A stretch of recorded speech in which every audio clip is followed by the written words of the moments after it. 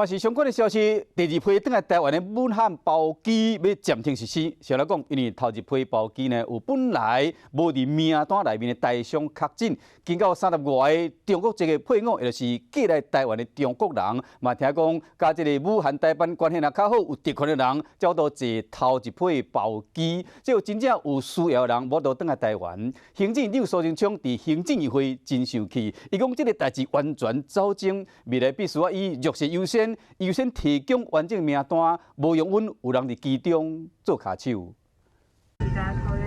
第二批武汉包机暂缓执行，就是因为头一批包机247个人，3人无伫原本的名单内，其中一个确诊，嘛传出30外个人无中华民国国籍。非本国籍最主要是陆配啦，基本上有居留证啦。像会有病患，真正有紧急需求的人，煞无法度转来。头一批包机名单引起争议，嘛传出甲武汉台办关系好有特权，才会当坐第一批包机回台。根据了解，因为飞机毋是由台湾派出，中国有主场优势，掌握人员名单。都是这边的台协或者是这边的统战部啊，他们会打电话跟我们讲啊，要检疫啦，要怎么样啊，都统一安排啊。别人跟你同机的话，您会知道吗？就除了你们家人之外，不知道，我们都不知道，因为都是由他们统一安排。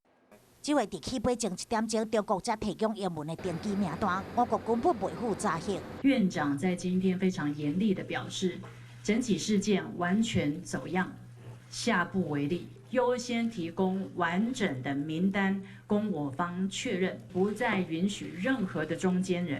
居间处理。乌北省台办副主任向中国官方媒体新华社表示，目前伫乌北台胞大约900个人提出协助回台请求。陆委会强调，若是中国无预先提供名单，互我国优先查核，嘛无严密合作防疫，就真歹有下一步。